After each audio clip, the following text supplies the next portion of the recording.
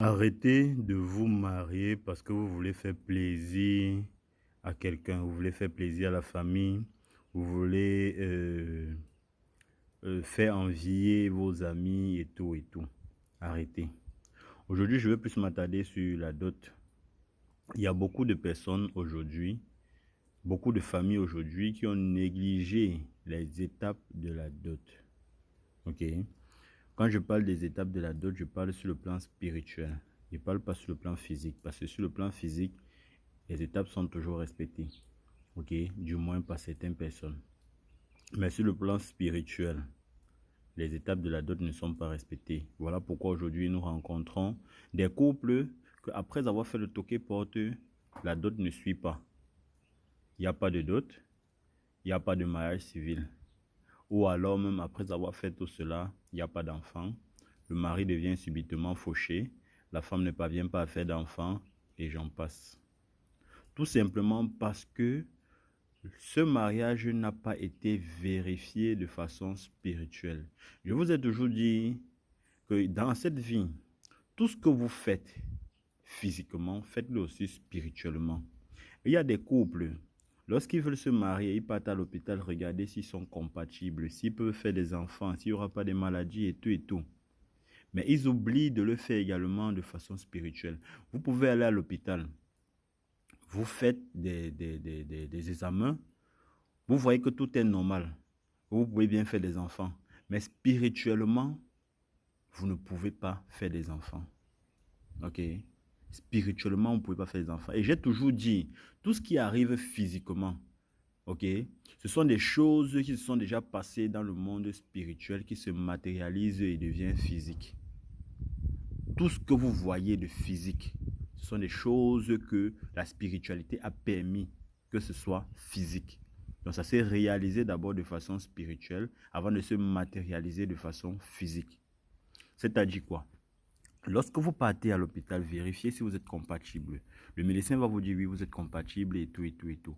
Maintenant, vous devez encore aller regarder un spiritualiste qui va vous faire une consultation pour voir si vos deux esprits, je le dis toujours, ceux qui sont abonnés sur mes différents comptes depuis le savent. Avant que deux corps ne s'acceptent, avant que deux êtres ne s'unissent, il faudrait d'abord que les deux esprits s'acceptent. Voilà pourquoi je dis toujours, vous devez aller consulter pour savoir si vos deux esprits s'acceptent. Avant même d'en parler aux parents de votre mariage, vous devez d'abord le faire. Vous devez d'abord le faire. Soit ensemble, soit individuellement. Chacun peut aller vérifier si telle personne avec qui je m'apprête à me mettre ensemble, est-ce que c'est la bonne personne spirituellement parlant?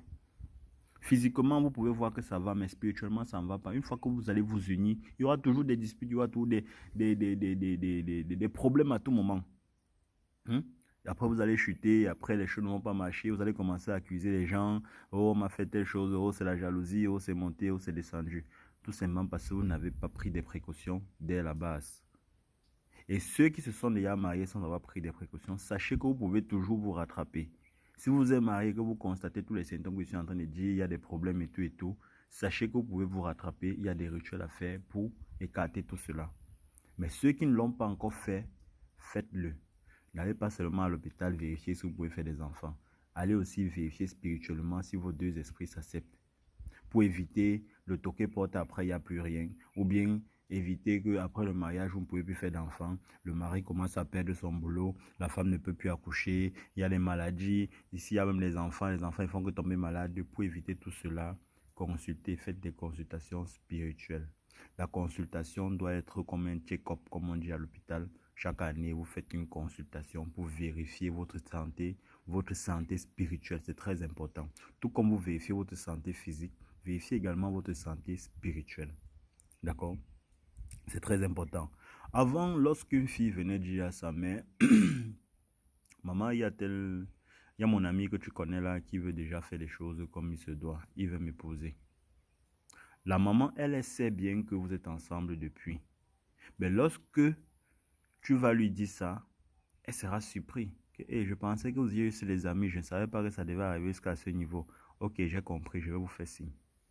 Quand les mamans disaient ça avant, elles ne vous disaient pas ce qu'elles devaient faire. Mais elles partaient consulter. que telle personne, première des choses, elle va d'abord demander le nom du monsieur en question, pour essayer de vérifier de quelle famille il vient. Si dans cette famille, il y a eu des problèmes, si dans cette famille, il y a eu des sorciers, si dans cette famille, c'est une famille bien ou pas. Et ensuite, elle va aller consulter également pour savoir si vous deux, ça va donner. Si vous aurez la paix et tout et tout. Et pendant la consultation, on peut lui dire que oui, ça va donner. Mais dans la famille de l'homme ou bien dans votre propre famille, il y a un oncle ou une tante qui ne sera pas fier et sera prêt à gâter cette union. Voici ce qu'il faut faire pour empêcher ça. Vous voyez? Voici ce qu'il faut faire pour empêcher. C'est-à-dire, on a dit votre mariage sera bien, mais il y a une personne qui peut gâter ça. Si elle ne faisait pas constater, est-ce qu'elle devait savoir? C'est-à-dire le jour où vous devez vous marier et faire les bénédictions, les embrassades, vous embrasser. Oh ma fille, mes félicitations, on t'embrasse, on te scelle. On t'embrasse, on te scelle. Je te vous dis même qu'il faut parfois éviter ça. Que lorsque vous faites une cérémonie, les gens viennent vous embrasser là, évitez. Évitez ça. Voilà. Donc c'est-à-dire, nos mamans avant savaient ça. Elles partaient vérifier, est-ce que ce mariage va bien se passer? Est-ce qu'il n'y a pas quelqu'un qui va vouloir gâter ce mariage? C'est tout de même comme le mariage des Blancs, c'est-à-dire à l'état civil.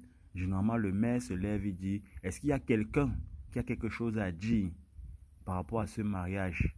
S'il n'y a personne, que la personne se taise à jamais. C'est un truc qui est matérialisé, c'est une parole spirituelle qui s'est matérialisée et devenue physique. Dans la spiritualité, on va regarder et voir s'il y a quelqu'un, on n'a pas besoin de poser cette question. C'est-à-dire le consultant va consulter et vérifier s'il y a quelqu'un qui est contre ce mariage. Et savoir pourquoi est-ce qu'il est contre ce mariage.